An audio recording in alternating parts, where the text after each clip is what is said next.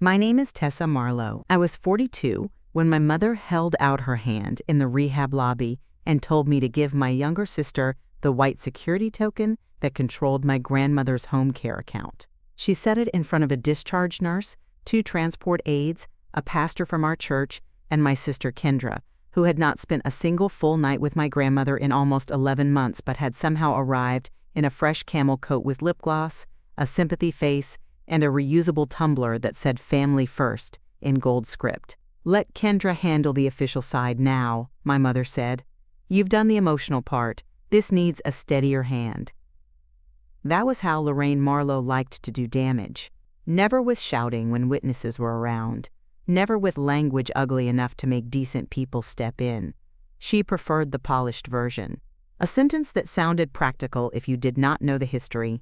A sentence that could pass as reasonable unless you had been the one dragging an oxygen tank through sleet at 6 in the morning. The white token sat in the coin pocket of my cardigan. It was smaller than a car key and lighter than it looked. 6 digits flashed on its screen every 30 seconds. With that code, you could open my grandmother Evelyn's care portal, approve caregiver hours, request supply deliveries, update transport, and access the notes from her diabetes nurse, her physical therapist, and the county case manager. It was not money itself, but it controlled the system that moved the money, the schedules, and the authority. Kendra smiled at me as if this were gracious, as if I were being invited into peace. Pastor Reed shifted awkwardly beside the fake ficus tree near the volunteer desk. The nurse glanced from my face to my mother's, and then back to the clipboard in her hand, the universal posture of someone who sensed family poison and wanted no part of it. The automatic doors kept opening and closing behind us, letting in a square of pale March light and the smell of wet pavement. I had slept 4 hours the night before on a vinyl recliner next to my grandmother's room. I had been the one washing out the plastic pitcher after she got sick from pain medication at 2 in the morning. I had been the one who knew which sock she hated because the elastic bit into her ankle. I had been the one who could tell from the set of her mouth whether she was actually in pain or just trying not to complain in front of staff. But in my family, labor was never the part that counted. Credit counted. Optics counted. Who looked composed in the lobby when there was an audience counted. Kendra extended her hand. For a second, nobody moved.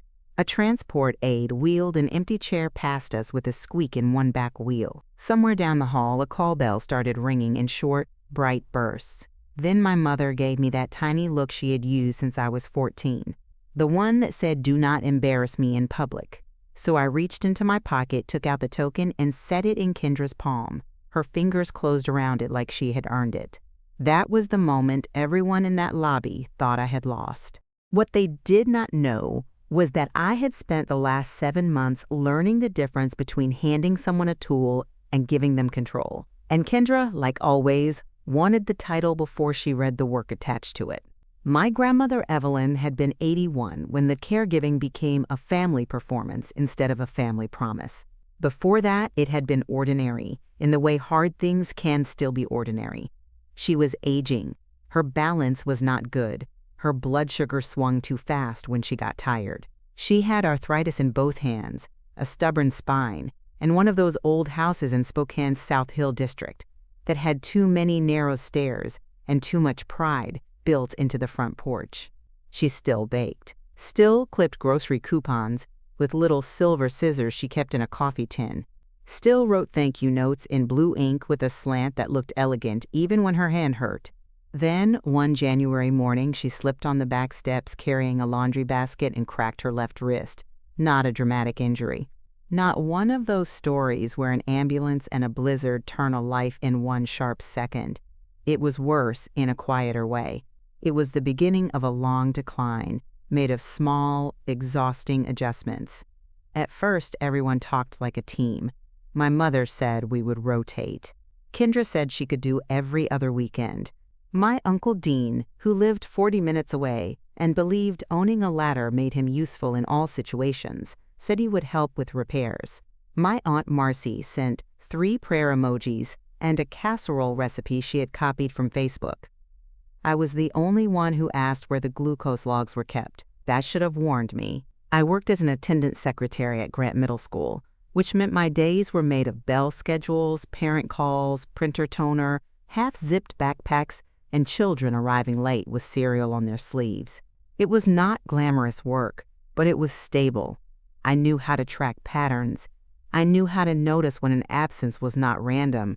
I knew what happened when people made promises in meetings and then quietly stopped showing up. So when we made the first care calendar at my mother's dining table, I took a picture of it. Color-coded squares. Names in neat marker. Medication pickups, rides to follow-up appointments, dinner coverage, grocery runs. Kendra even drew a little heart beside her first Saturday shift, like we were scrapbooking responsibility. By the third week, I was already covering for her. Her son had a travel basketball tournament. Then Wes had food poisoning. Then she had a migraine. Then the girls from her Bible study had booked a women's brunch, and she had forgotten it was her Sunday. My mother always had a reason ready before I could speak. She has little ones. She has more pressure at home. You're better at medical things. It's only this once. I heard that phrase so many times I stopped reacting to it. Only this once. Only this month. Only until Kendra gets organized. Only until your grandmother is stronger. If there is one thing families like mine do well, it is turning a pattern into a temporary inconvenience by refusing to call it by its real name. By spring, my grandmother's wrist had healed badly enough to make insulin injections harder. Then came the dizzy spell in the grocery store. Then the overnight observation after dehydration. Then the blood pressure scare that kept her in the hospital for 2 nights and sent us all home with pamphlets, pill changes, and the kind of tight-lipped concern doctors use when they are trying not to frighten an older woman who is still insisting she will manage just fine. That was when the county approved in-home support hours. That was when the white token entered my life. The case manager, Denise Holloway, was a compact woman in her 50s with clean sneakers, clipped sentences, and a habit of tapping her pen twice before she asked a serious question. She sat at my grandmother's kitchen table while rain hit the awning outside and explained the system to us. Consumer-directed care, limited monthly hours, authorized manager, visit documentation, mileage rules, supply reimbursement, fraud review if entries did not match service type or location. My mother nodded along as if she loved structure. Kendra kept saying, right, without writing anything down. Denise asked who would manage the portal and approve entries. My mother opened her mouth. My grandmother, without raising her voice, pointed at me. Tessa reads things before she signs them, she said. The room went quiet for half a second. It should not have been a dramatic line. It should have been common sense. But in my family, common sense often landed like an insult because it pointed at what everyone else had been getting away with. Denise slid the token across the table toward me and explained the login steps twice. She gave me a stack of training pages and a contact number printed on pale green paper. My mother smiled so tightly, the skin around her mouth looked polished. On the drive home that night, she said, "Just because your grandmother likes your little office habits does not mean this makes you the decision maker." I remember the red brake lights in front of us and the smell of her hand lotion mixed with stale coffee. I said I did not ask for it. She said, "No. You just have a way of ending up where the authority is." That was Lorraine Marlowe in a sentence. She could turn competence into theft if someone else received credit for it. For the first 2 months, I tried to believe the system itself would protect me. There were fields to fill, dates to verify, training modules, visit types, notes. It all looked so official. Then Kendra started texting me screenshots at 10:30 at night. Put me down for 4 hours today. I was there with Nana this afternoon. Except she had not been. Or she had breezed in for 20 minutes with a grocery bag and a camera-ready smile, arranged flowers on the counter, taken a picture of my grandmother holding a mug, and left before the soup was warm. When I pushed back, she acted wounded. "You're seriously counting minutes now? I'm helping in ways you don't see. Why do you always make this ugly?" That last one was another family favorite. They loved benefits. They hated accounting. So I started keeping my own notes. Nothing dramatic, just facts. March 14th. Left school at 2:22. Picked up insulin needles. At Evelyn's by 2:51. Stayed until 8:40. Kendra no-show. March 19th. Mom claims she sat with Evelyn from 1 to 5. Door camera showed delivery at 3:14 and no one else entering until I arrived at 5:42. April 2nd. Mileage request submitted for podiatry appointment. Appointment had been moved the day before. April 7th. Wes used reimbursement card at Chevron. No medical trip logged. I did not start that notebook because I was planning revenge. I started it because I was tired of feeling crazy. There is a point in long unfairness when proof becomes a kind of oxygen. Not because it fixes anything right away, but because it lets you stop arguing with your own memory. My grandmother noticed more than people realized. Evelyn had the old kind of dignity. She did not like scenes. She did not like owing anyone. She hated hearing her children whisper in the hallway as if age had made her deaf, along with fragile. But she still had sharp eyes. One afternoon in June, I was sorting pill packs at her kitchen table while the box fan rattled near the back door and daytime television murmured in the living room. She looked at the notebook beside my elbow and said, "How many times has your sister canceled this month?" I told her I did not know. She raised one eyebrow. "You know." So I checked. 9 times. She nodded once and returned to peeling an orange with slow, careful fingers. A week later, she asked me to bring the green folder from the hall cabinet. Inside were copies of her insurance cards, an old deed to the house, a cemetery contract, a photograph of her and my grandfather on their wedding day, and tucked near the back, a legal medical directive she had updated after her hospital stay. Not a will, not one of those dramatic family documents people fight over on television, just practical authority. Medical contact, emergency decision maker, release forms, transport preferences.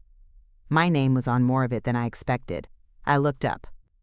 She said, "I know who comes when the floor is cold." That sentence stayed with me. Because that was the real dividing line in my family. Not love in theory. Not church attendance. Not who posted about gratitude on Sundays. Who came when the floor was cold. By the end of summer, I had lost count of how many times I had left work early to meet home health deliveries, fix a sensor alarm, or sit with my grandmother while my mother attended some important church committee meeting she would later describe as exhausting service. Kendra got worse once the stipend started landing. She liked the idea of being seen as involved. She liked the little notes people left under her social posts. "You are such a good daughter. Family is everything. So beautiful to watch this generation care for the last." That last one almost made me laugh when I saw it, because the photograph showed Kendra leaning over my grandmother's wheelchair in the hospital gift shop, smiling into the camera with 2 magazines in her hand. What the picture did not show was me in the background holding the discharge bag, the walker, the paperwork, and a paper cup full of melted ice chips, because my grandmother's mouth was dry after imaging. Pictures were Kendra's favorite kind of labor. They ended quickly and looked generous. By October, I was averaging 4 overnight stays a week. I bought a folding cot with my own money because my back could not handle another recliner night, and the home care supply company kept delaying the hospital bed approval. My mother said she would reimburse me. She never did. My school principal pulled me aside after dismissal one Friday and asked if everything was all right at home because I had made 67 early departure requests since January. 67. He had the printout in his hand when he said it. I still remember the fluorescent hum above us and the way shame climbed my throat, even though I had done nothing wrong. I told him my grandmother needed support. He looked at me for a second longer than most people do when they sense the problem is larger than the sentence they just heard. Then he said, "You need an arrangement that is sustainable." I almost laughed. Sustainable was a word people used when they had options. At home, I had my mother leaving produce bags and church flyers in my passenger seat because I was already going that way. I had Kendra forwarding me appointment reminders she had promised to handle. I had texts at 5 in the morning asking if I could stop by before work because Nana's monitor was beeping and Wes had an early shift and the kids still needed breakfast. If I hesitated, my mother would say, "No one is asking you to do everything." Then she would name 4 things I needed to do before 9. The worst part was not even the work. It was the constant rewriting. At church, I was the quiet one who helped when I could. Kendra was the devoted daughter, balancing so much. My mother was the exhausted matriarch, keeping everyone together. There was one Sunday after service when I came out of the restroom and heard Pastor Reed thanking Kendra for her sacrifice. She touched his arm, lowered her eyes, and said, "We just do what family does." That morning, I had already changed a dressing, run a load of laundry, logged blood sugar readings, and missed breakfast because my grandmother had cried from embarrassment when she could not button her own blouse. Kendra had dropped off banana bread. Family apparently was a word with flexible math. Before we continue, I want to say this. Hidden Revenge Stories channel shares stories of people who take back control of their lives. If this story speaks to you, leave your thoughts below. By November, even my grandmother's house started to feel like evidence of the imbalance. The front entry smelled like damp boots and lavender hand cream. The kitchen counter had become a line of systems I managed alone. Pill organizer, appointment cards, glucose meter, sticky notes with large print instructions, a mug full of pharmacy pens, the little ceramic hen that held spare keys. I knew which cabinet door swelled in the rain and needed a hip check to close. I knew the 3rd stair from the top squeaked and could wake her if I came in after 11. I knew she liked the small fleece blanket, not the knitted one, because the knitted one caught on her dry skin. I also knew my mother had started using the reimbursement card like a family slush account. Not in huge amounts at first, that would have been too obvious. $24 at Walgreens without a matching receipt, $42 at Costco with half the items clearly household groceries for her place, $17 at a drive-through coffee stand on a day nobody had taken my grandmother anywhere.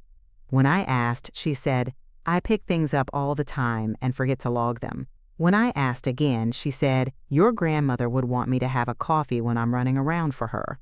When I showed her 3 transactions from one afternoon when she had not left choir rehearsal, she said, "I don't like your tone." That was another family trick. Change the subject from the action to the attitude of the person noticing it. I called Denise 2 days later from the school parking lot while buses were loading and a cold wind blew old leaves against my tires. I did not accuse anyone. I asked procedural questions. How exact did the mileage logs need to be? What happened if unauthorized purchases were mixed in? Could portal entries be corrected after the fact? Denise grew quieter with each answer. Finally, she said, "Tessa, are you asking generally, or are you asking because something is already happening?" I watched a 7th grader jog across the lot with one untied shoe and thought about how long I had been protecting everybody else from the embarrassment of their own choices. Then I said, "I'm asking because I think the numbers and the story are not matching." She asked me to email copies, so I did. Not with anger, with dates, receipts, screenshots, logs, door camera timestamps, canceled rotations, mileage overlaps. The kind of file nobody in my family respected because they thought emotion made people weak and paperwork made people boring. Denise did not reply for 2 days. Then she requested a meeting. That meeting changed the shape of everything, though it did not look dramatic at the time. It was just me, my grandmother, Denise, and a rehab social worker named Andrea, because by then, my grandmother had gone back into the hospital after a bad nighttime fall and was headed for short-term rehab. The room smelled like lemon cleaner and overcooked vegetables drifting in from the cafeteria. My grandmother had one of those thin gray blankets over her knees and a plastic cup of ice water she was too polite to complain about, even though the straw bent every time she tried to drink. Andrea explained discharge possibilities, return home with modifications, temporary respite placement, longer assisted living trial, increased in-home support if the environment and staffing were appropriate. My mother had been telling everyone there was no need to overcomplicate things. Kendra could step up. Wes could build a ramp. Church ladies could rotate meals. Family would rally. My grandmother listened to all of this and then asked Denise, if family says yes and then does not show up, Do I get to be surprised in my own kitchen? Denise did not smile. She said, "No, ma'am, that is exactly what we're trying to avoid." Then Andrea laid out the documentation. Required caregiver training, verified home setup, medication management competency, truthful hour logs, patient preference. Patient preference. That was the phrase my family kept stepping over because it interfered with their favorite fantasy, which was that older women should be grateful for whatever arrangement looked nicest to other people. My grandmother looked at me. Then she said, very clearly, "I want 90 days at Cedar Pines. I want to get stronger somewhere people show up on schedule. And I want Tessa managing the account until I say otherwise." I felt something in my chest go still. Not because I was shocked she trusted me. I knew that part already. Because it was the first time she had said it in a room where other adults would write it down. Andrea wrote it down. Denise wrote it down. My grandmother asked one more thing. If someone pushes that little machine at my other daughter before reading the forms, will the system catch it? Denise looked at me, then at her, and said, "If the training is incomplete and the service type does not match the discharge plan, yes." My grandmother nodded. She had the smallest smile I had seen on her face in months. That was when I understood that Evelyn Hart, at 81, still knew how to set a table people could reveal themselves at. The hip fracture came in February. A rug edge, one wrong pivot, one ugly turn near the bathroom at rehab after she had already been improving. Not catastrophic, not surgical disaster. Just enough to delay discharge and restart every family performance. My mother cried in the hallway in front of other visitors. Kendra posted a soft focus prayer request. Wes offered to take point on home modifications, despite owning exactly one drill bit and no patience. I spent 6 nights out of 9 at the rehab center because pain medication made my grandmother restless, and she kept waking disoriented, asking what day it was and whether the porch light had been left on at home. It was during those nights that the plan got greedier. Wes's contracting work had slowed. Their truck was behind on payments. Kendra had started talking about streamlining finances. My mother said it would make sense for the stipend to go through Kendra's household because they had more moving parts. That phrase told me all I needed to know. My grandmother's care was no longer a burden to be dodged. It had become an income stream to be claimed. Kendra started asking oddly specific questions. How hard was the caregiver training, really? Did the token have to stay with me? Could mileage be claimed from her house if she intended to stop by later? Was the 90-day respite actually locked in or more of a suggestion? I answered almost nothing. Not because I had become dramatic or secretive, because I had finally learned that in some families, transparency is just another word for giving people advance notice before they misuse what you built. The week before discharge, my mother organized a Welcome Home Evelyn supper at New Hope Fellowship, not after my grandmother got home. On the actual day, she reserved the fellowship hall, ordered sheet cakes from Safeway, and put a donation basket near the sign-in table for ramp expenses, safety equipment, and family support. Kendra made printed cards with a Bible verse and my grandmother's name in cursive. Nobody had asked my grandmother if she wanted any of that.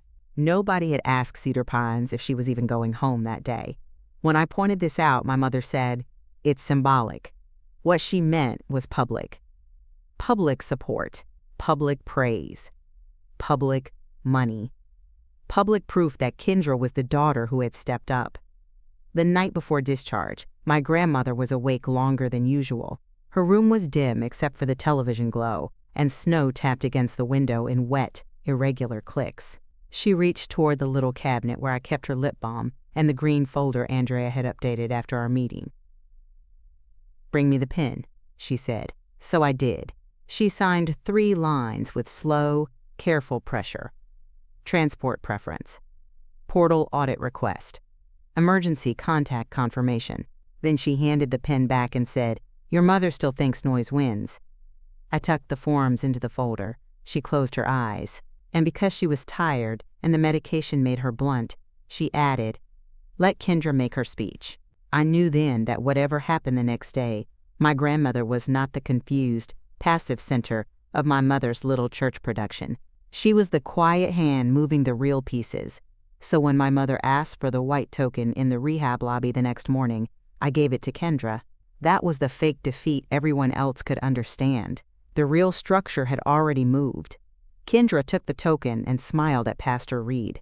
"I'll make sure everything is handled." Andrea, the social worker, came down the hall with a rolling folder case and asked us to step into the conference room before transport. My mother sighed like systems were rude. Inside, the table held a water pitcher, 4 paper cups, a tissue box, and a stack of discharge papers clipped in sections.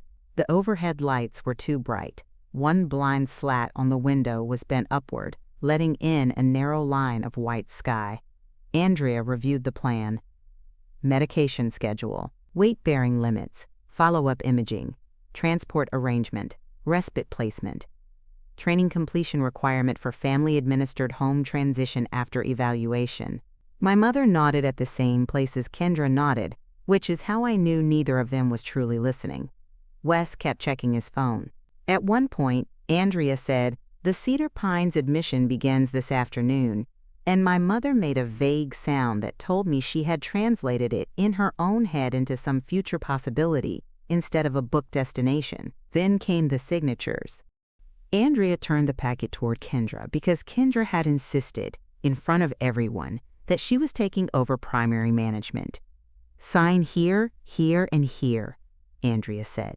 Kendra did, quickly, without reading more than the headings. I watched her glossy nails flash over each page. Andrea asked if she understood that caregiver payment approval would remain in audit status until training completion and verified services. Kendra said, "Yes, absolutely." She did not. My mother asked if the church supper would interfere with anything.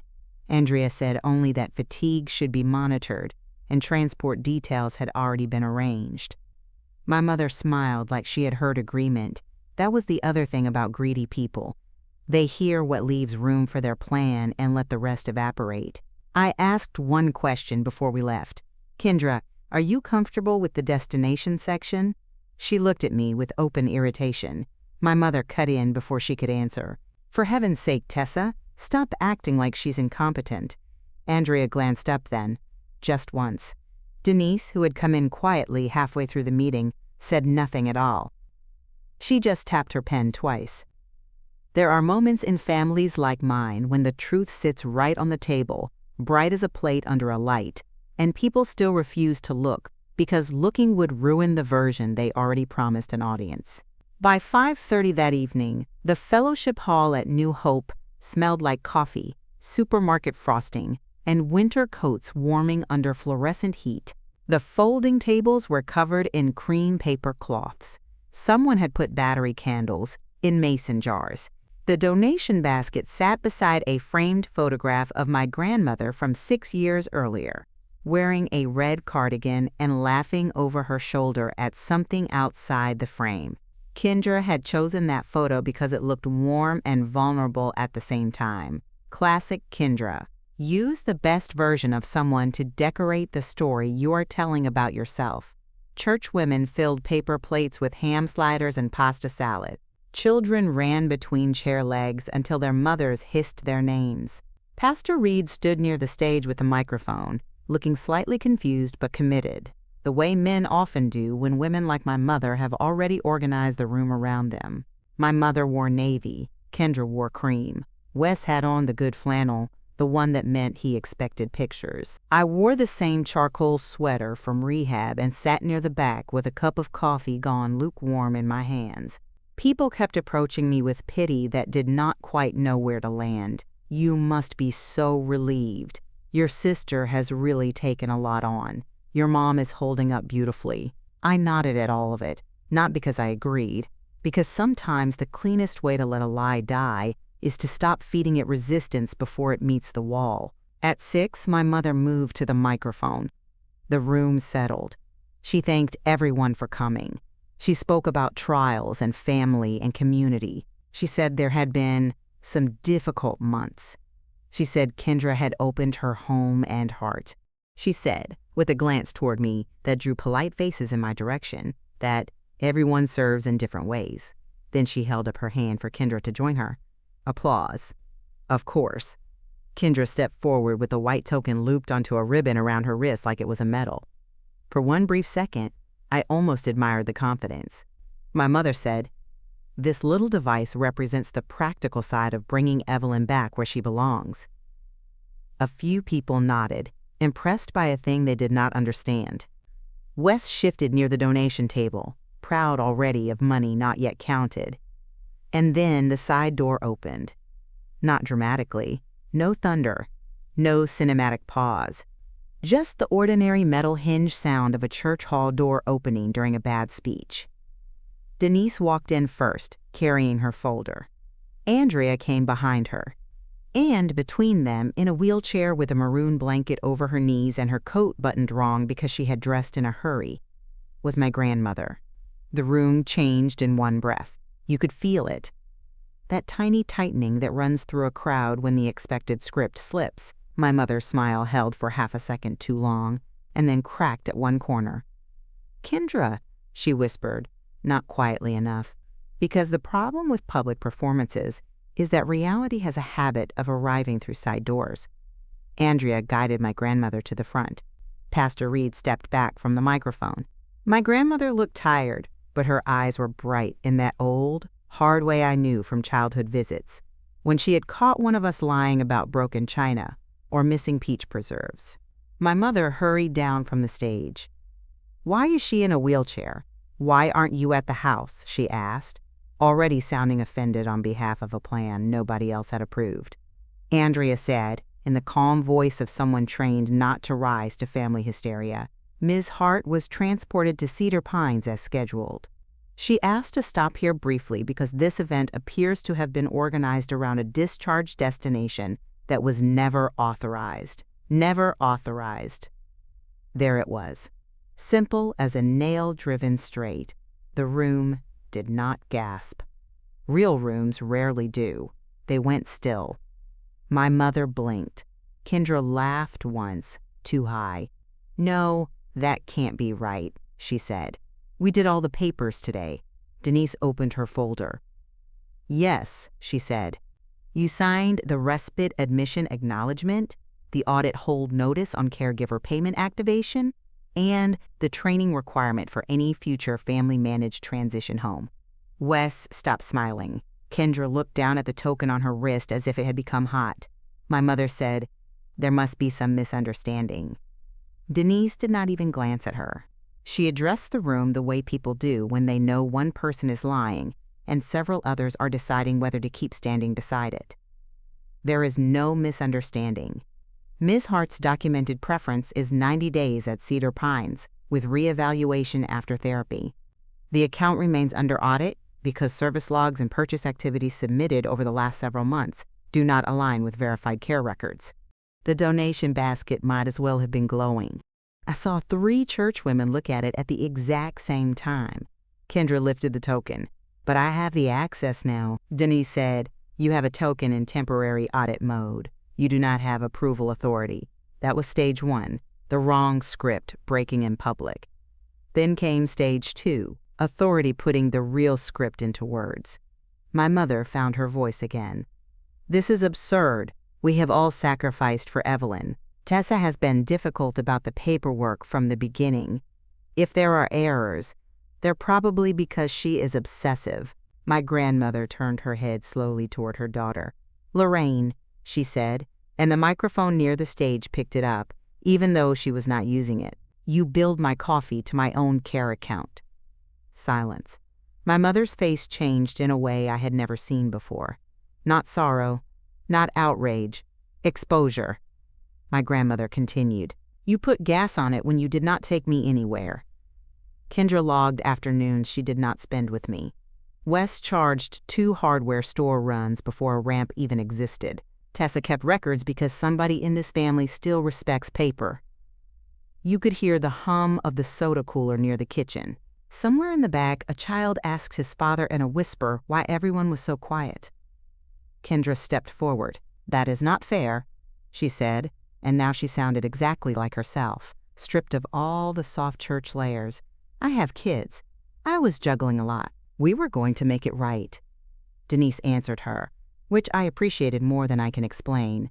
It mattered that I did not have to. "The issue is not intention," she said. "The issue is false entries, unauthorized charges, and repeated claims attached to services that were not provided." Wes muttered, "For God's sake." Pastor Reed finally moved, but not toward my mother. He stepped between the donation basket and the room. That small choice told its own story. My mother turned to me then, because when structures collapse, people like her always look for the person they think can still be forced to hold the beam. "You knew about this," she said, not shouted. Worse, that low, furious voice she used when she wanted to drag guilt across the floor and place it at someone else's feet. I stood up. My coffee cup was empty. I set it on the table behind me and walked to the front. For years, I had imagined some great speech, something elegant, something sharp enough to heal me by saying it. What came out was simpler. "I knew what she wanted," I said, nodding toward my grandmother. "And I knew you did not read what you signed." Kendra's face went white. My mother took one step toward me.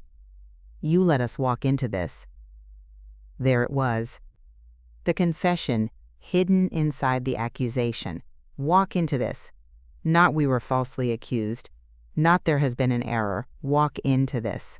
I looked at the token still hanging from Kendra's wrist and said the truest thing I had said to my family in years. You wanted the title. You signed for the work. That was stage 3. Not me crushing them finally standing inside the shape of their own choices. Wes started first. He demanded to know what audit actually meant and whether the stipend money would be delayed. Not how my grandmother felt. Not why the respite had been chosen. The money. Then he asked about the donation basket. And because greedy people cannot help reaching for the second thing before they have secured the first, half the room heard what kind of evening this really had been. Pastor Reed spoke then carefully. "I think it would be best if no funds were collected tonight until everything is clarified." Kendra snapped. This was for Nana. My grandmother said, "Then why is there a line item for truck mileage on your notepad, Wesley?" He froze. Apparently, he had been stupid enough to leave the planning sheet in the open during one of his visits to rehab. Again, that was the thing about people who build lives around being underestimated. They forget older women and tired daughters can still see. My mother began crying. Real tears this time, I think. But not for the reasons tears matter. She cried because the room had changed sides. Because the church women near the food table were no longer admiring her. Because Pastor Reed was looking at the floor. Because Denise was closing the folder with the quiet finality of process already in motion. Because, for once, the facts had arrived before she could smooth them into testimony. I did not feel joy. That would be too simple. I felt the way I imagine a person feels when a heavy cabinet has finally been lifted off one arm. Pain, yes. Numbness, too. But underneath it, the strange shock of discovering the limb is still yours. Andrea asked if my grandmother was ready to return to Cedar Pines for the evening. My grandmother looked at the cake table, the basket, my mother's ruined speech, Kendra with the token still dangling uselessly from her wrist, and then at me. "Almost," she said. Then she asked Pastor Reed for the microphone. He handed it over. I thought maybe she would pray, or thank people, or soften the room, because that is what older women are so often expected to do after other people make messes around them. Instead, she said, "Thank you for the casseroles. Please take your money back. I am not going home tonight, and for the first time in months, that is good news." A few people laughed, uncertain at first. Then, more did. Not cruel laughter, release, the kind that comes when tension finally admits its real shape. She handed the microphone back, and my mother, who had spent years using public rooms as weapons, had to stand in one while the audience quietly understood she was no longer directing it. Afterward, it did not end in one grand explosion. Real collapses rarely do. They unravel in administrative letters, returned calls, people choosing not to volunteer anymore, invitations not extended, stories told more accurately the second time. The county froze the questionable charges pending review. Some had to be repaid. Not ruinous money, but enough to sting. Enough to remove the fantasy that care funds were loose cash for whoever cried hardest. Pastor Reed visited Cedar Pines the next week and apologized to my grandmother for not seeing more clearly. That was a decent sentence. Not perfect, but decent. Better than most people manage. The donation basket disappeared. So did the glowing social posts. Kendra stopped speaking to me for almost 2 months, except through messages that alternated between blame and self-pity. I ruined her standing. I embarrassed her children. I could have handled it privately. I had always resented her. Not one message asked how many nights I had slept on a cot. Not one message mentioned my grandmother's pain. My mother went colder. That was more dangerous than anger with her. Anger burned visible. Coldness reorganized family stories. Suddenly, she told relatives I had become rigid, that I was attached to control, that caregiving had changed me. She was right about one thing. It had. It had changed me, in the same way clean water changes your idea of thirst once you stop pretending mud is normal. My Uncle Dean called to tell me I should have shown more grace because family was family. I asked how many times he had taken my grandmother to endocrinology appointments. He said that was not the point. I said, then you do not get one. He did not call again. Cedar Pines turned out to be quieter than I expected, not cheerful. Not one of those fake places with pastel walls pretending age is a hobby, but orderly, warm. The staff actually arrived when the schedule said they would. The dining room smelled like toast in the mornings and soup in the afternoons. The handrails were solid. The elevators worked. No one acted offended by basic medical reality. My grandmother stopped apologizing every time she needed help after about 3 weeks. That alone made the entire public mess worth it. Without the constant panic of unpaid labor dropping on my head, my life began returning in small pieces. I went a whole Saturday without checking my phone every 11 minutes. I slept through the night once and woke up frightened by how good it felt. At school, I stopped making emergency departure requests. My principal noticed after a month and left a sticky note on my desk that said, "Glad you're breathing again." It had a badly drawn smiley face and toner dust on one corner. I kept it in my drawer. I started eating lunch, sitting down instead of over the attendant's keyboard. I took my grandmother fresh tangerines on Tuesdays and helped her with the New York Times puzzles on Sundays. But I visited as a granddaughter, not a mule. That difference changed the air between us. She was funnier once she got some strength back. Sharper, too. One afternoon in the Cedar Pines sunroom, while rain striped the windows and someone down the hall was watching a game show too loudly, she said, "Your mother will never forgive being corrected in public."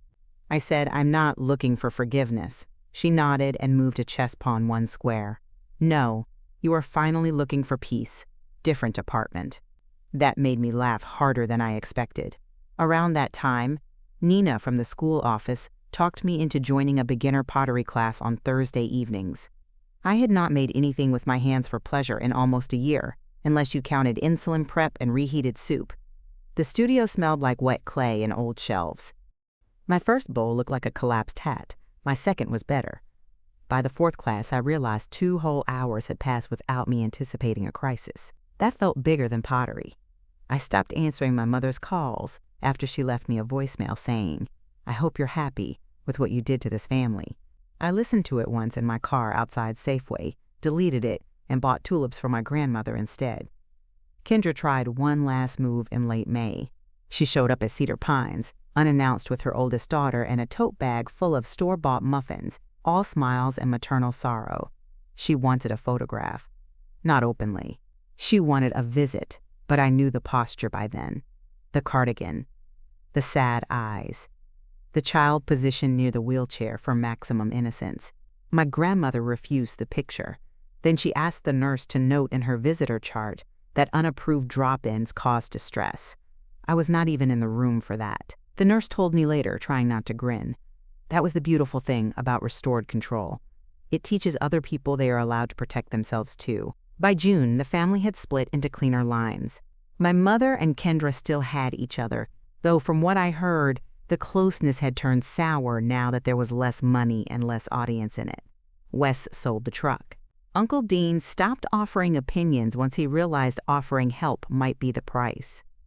Aunt Marcy mailed my grandmother a devotional and a $5 crossword book with no note, which, for her, was practically an apology. Pastor Reed started a caregiver support bulletin board at church. I did not go back often, but when I did, I noticed the flyers included actual respite resources and fraud reporting information. Small institutional changes are not dramatic, but they matter. They are how one person's correction can keep the next woman from being politely swallowed. The 90-day respite became permanent by my grandmother's choice. She liked the morning oatmeal. She liked that someone else changed the sheets. She liked that the floor was warm when she swung her feet out of bed. Most of all, I think she liked not being the center of a family tug-of-war disguised as devotion. One afternoon in July, we sat outside in the Cedar Pines courtyard while bees moved lazily around the lavender and the sprinkler clicked somewhere beyond the hedge. She wore a pale blue cardigan and had one of my pottery bowls balanced in her lap, full of cherries I had washed that morning. She held up the bowl and said, "This one leans." "It's handmade," I said. "It leans," she repeated. "So do the best people." Then she ate 2 cherries and told me to stop flinching every time my phone vibrated. I had not realized I was still doing that. Healing is embarrassing that way. You think the big battle is over, and then find old fear folded into your shoulders like it rented the place years ago. So I started making smaller rules. Phone on silent after 9. No checking old family threads. No agreeing to things in guilt. No explaining the obvious to people committed to misunderstanding it. These were not dramatic boundaries. They were practical. Which is another way of saying they worked. By August, I had saved enough to replace my car tires and book a 2-night cabin stay near Coeur d'Alene with Nina, who brought magazines and too many snacks and spent one entire evening trying to convince me I had resting audit face. We laughed so hard at that I almost choked on kettle corn. On the second morning there, I woke before sunrise out of habit, stepped onto the little deck with a blanket around my shoulders, and realized no one needed me immediately. No pill alarm, no transport text, no guilt-loaded family group message, just pine air, cold railing under my palm, and the sound of water moving somewhere I could not yet see. I cried then, not because I was sad, because relief has its own weather, and sometimes the body can only register it once the storm is actually gone. The last time I saw my mother in person that year was at a pharmacy. Of course it was somewhere ordinary. That felt right. She was near the greeting cards, reading labels with the severe concentration of a woman who still believed good taste could protect her from consequence. She saw me first. Straightened. Closed her purse. For a second, I could feel the old machinery trying to start inside me. The dread. The readiness to explain, the instinct to lower myself preemptively so the scene would end faster. Then I remembered the fellowship hall, the side door, the microphone, the basket untouched. I remembered my grandmother saying peace was a different department. My mother said, "You could have called." I looked at the sympathy cards in front of us, all those printed flowers and neat little silver messages ready for people who needed language from outside themselves. Then I said, "For what?" She had no answer to that, not a real one, only the old posture of injury. So she said, "I hope one day you understand how hard this was for me." And because I was finally free enough to tell the truth without packaging it, I answered, "I understand exactly how hard it was for you when other people stopped carrying it." Then I picked up my prescription and left. I do not know if she cried in the parking lot or told Kendra I had been cruel or rewrote the scene before dinner. It no longer mattered.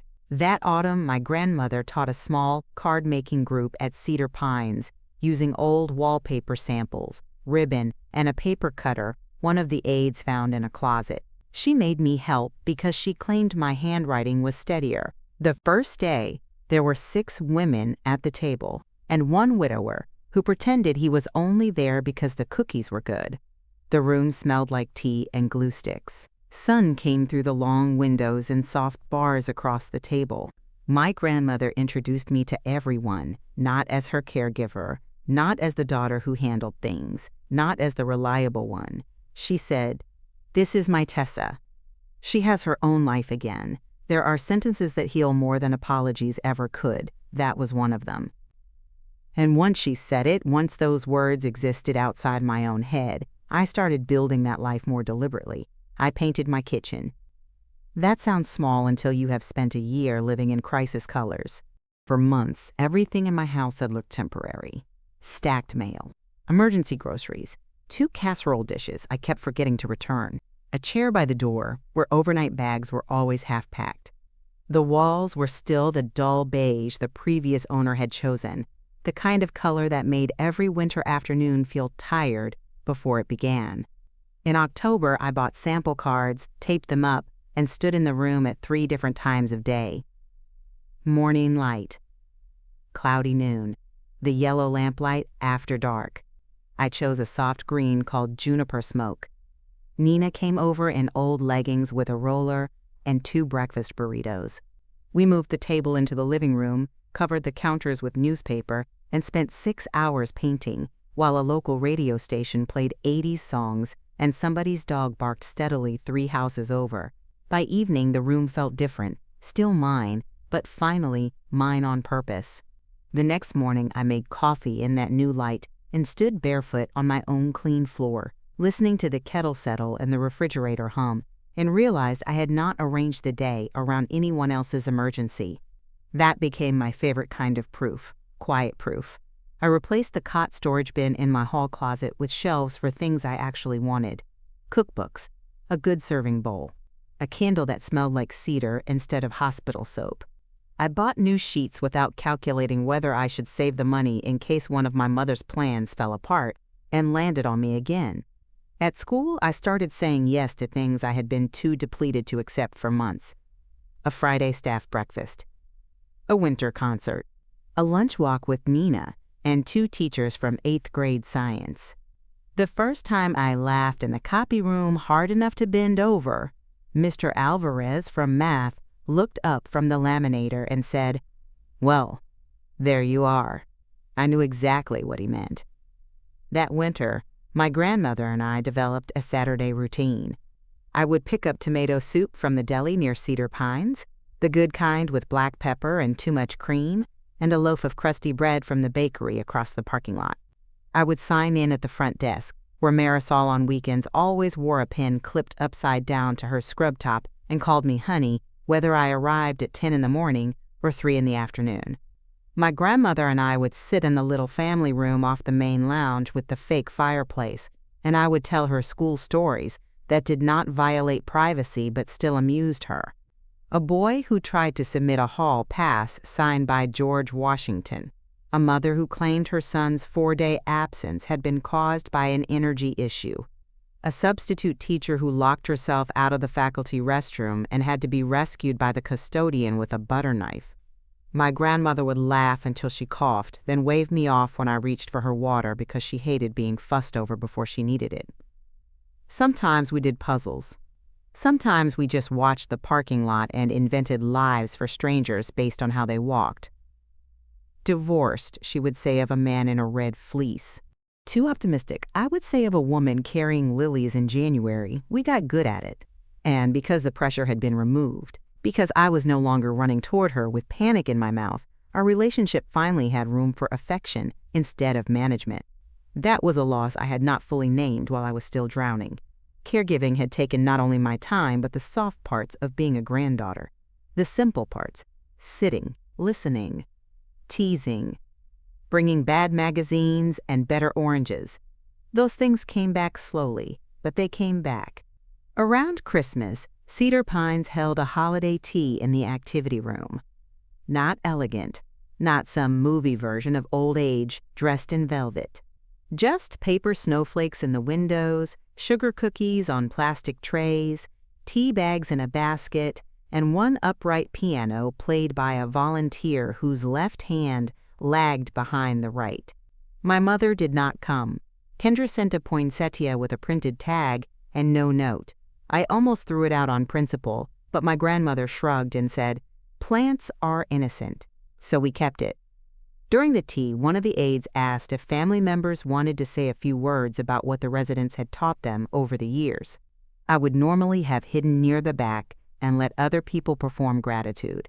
That day, I stood, maybe because the room was gentle, maybe because for the first time in a long time, I was not afraid of public words being turned against me. I said my grandmother had taught me that competence and kindness were not opposites, that reading the fine print was a form of love, and that some women stayed sharp enough to rescue themselves by telling the truth at exactly the right moment. A few people smiled. My grandmother rolled her eyes in that fake annoyed way older women do when they are pleased and trying not to show it. Later, in the parking lot, snow began falling in those small dry grains that looked almost decorative under the security lights. I sat in my car for a minute before turning the key and realized I felt proud without feeling guilty for it. That was new too. In January, the 1-year mark of the worst caregiving stretch came and went without ceremony. No family call. No dramatic anniversary. Just a wet Tuesday and a stack of attendance forms on my desk. But I noticed it anyway. The body keeps calendars, the mind pretends not to.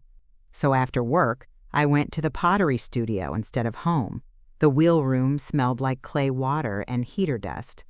My instructor, a quiet woman named Celia, with silver braids and permanent slip under one thumbnail, asked what I wanted to make. I said, "Something steady." She nodded, like that was enough of an answer. That night, I made a set of 4 small bowls. Nothing fancy. Thick at the base, a little uneven in places, but each one stood level on the table. I glazed them in deep green and cream. When they were fired, I brought one to my grandmother, kept one on my own kitchen counter, gave one to Nina, and left one at school in the staff lounge filled with wrapped peppermints. People think recovery announces itself. It usually does not. Usually it hides in repetition until one day you look around and realize your life contains objects that belong to the version of you who expected to remain. A bowl on the counter, fresh fruit in the fridge, shoes by the door placed there because you came home calmly, not because you collapsed. A calendar with plans you chose. Spring came earlier the next year. The first warm Saturday, I opened all the windows in my house and washed the curtains. The air smelled like thawed dirt and someone grilling too early down the block. I played music while I cleaned out the freezer, threw away old ice packs, and finally returned the last casserole dish to a churchwoman who looked embarrassed enough not to ask questions. On Sunday afternoon, I planted herbs in rectangular boxes on the back step. Basil, thyme, parsley. My grandmother approved of parsley, distrusted basil, and said thyme was only useful if you knew what to do with chicken.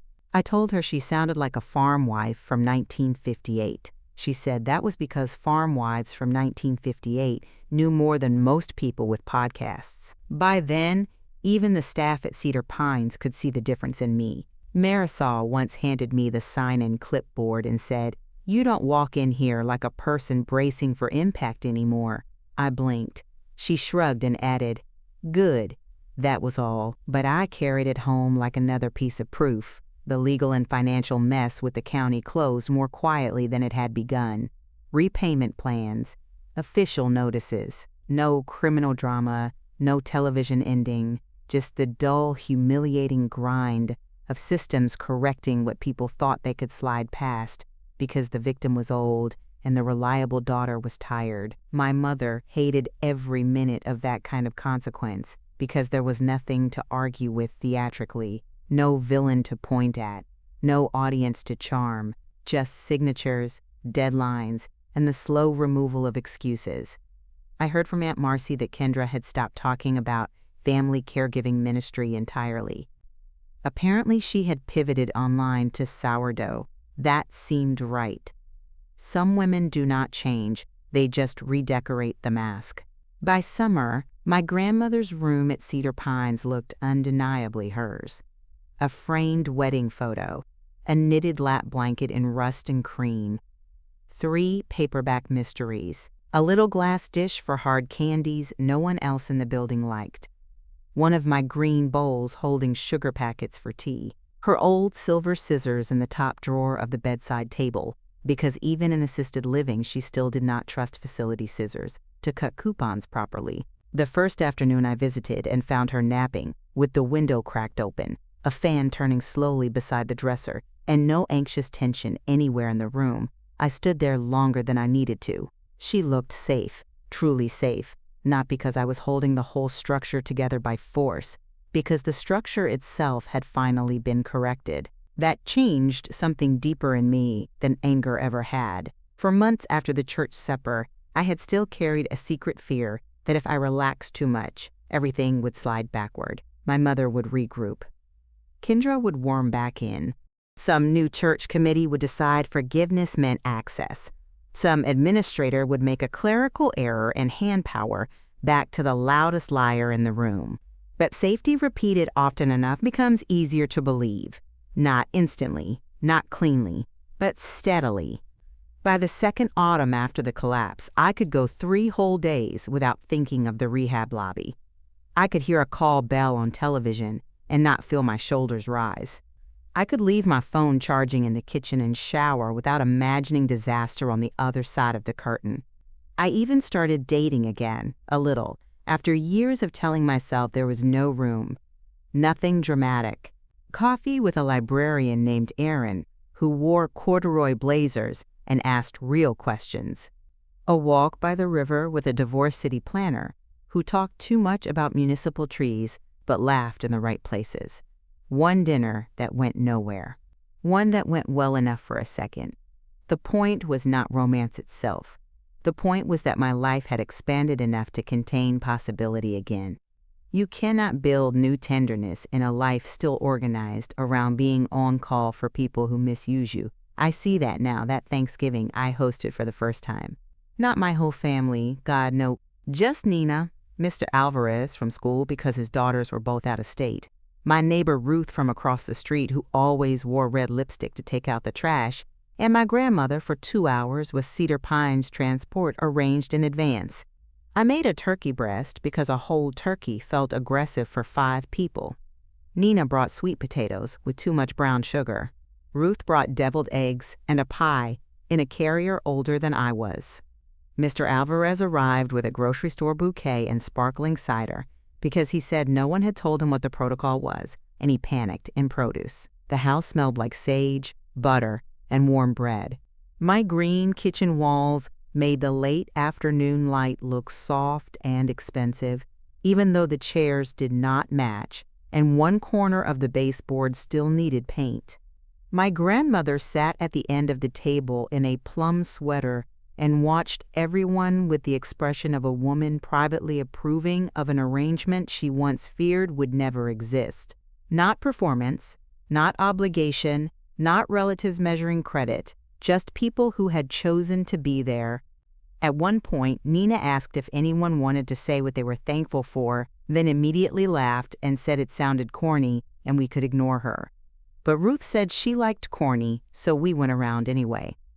Mr. Alvarez was thankful for statins and central heating. Ruth was thankful her ex-husband had moved to Arizona. Nina was thankful for women who finally stopped apologizing for being competent. When it was my turn, I looked at my grandmother, then at the bowls on the table, the mismatched glasses, the steam rising from the gravy boat, and the front window glowing with early dark.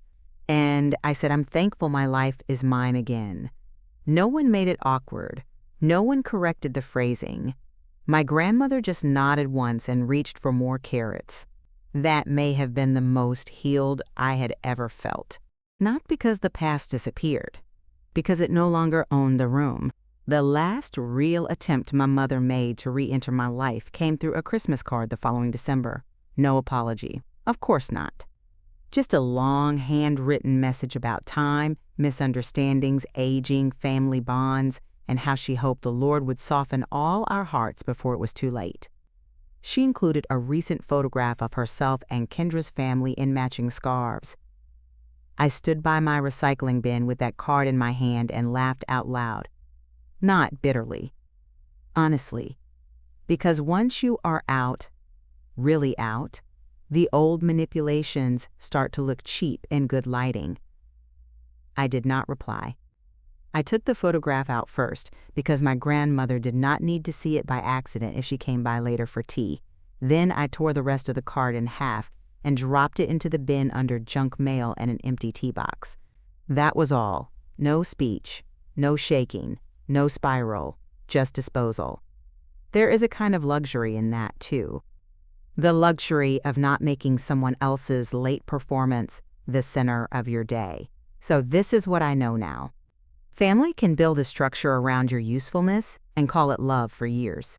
They can take your time, your back, your weekends, your sleep, and even your reputation if the room is lazy enough to believe the prettier version. They can stand in public and let the wrong daughter wear the ribbon. But if you keep records, if you read what they refuse to read, if you learn the systems they mock, if you stop arguing with obvious patterns and start naming them, there comes a day when the structure stops feeding on your silence. My mother thought humiliation only worked in one direction. My sister thought holding the token meant holding the power. Wes thought money would slide toward whoever acted entitled first. They were wrong. The token was never the power. The power was in knowing what it opened, what it did not, and what they had signed without understanding. The power was in the notes, the dates, the training they skipped, the patient preference they ignored, the audience they gathered too early, and the simple, stubborn fact that my grandmother was still a person, even while they tried to turn her into a prop. A year after the church hall disaster, I brought my grandmother a small ceramic bowl, glazed deep green, the first one I had made that stood level, without wobbling. She ran one finger along the rim and said, "There, you've stopped leaning." I told her that was optimistic. She smiled. "No," she said, "it's structural." That may be the cleanest word for what happened in the end. Not revenge in the childish sense, not rage, not a dramatic takedown built from speeches. Correction. A long overdue structural correction. And once it happened, once the weight shifted back where it belonged, I could finally do something my family had never wanted me to learn. I could go home, not to my mother's version, not to Kendra's stage, not to a house where help was always an invisible daughter's job. My own home, my own bed, my own Thursday pottery class, my own green kitchen, my own phone on silent, my own table set for people who came because they wanted to. My own ordinary mornings with coffee cooling on the counter because nothing urgent was chasing me through the day. My own life, warm under my feet when morning came. Thank you for watching. If you'd like to hear more, you can follow this channel. Don't forget to hit that little bell icon to be notified when a new video is uploaded.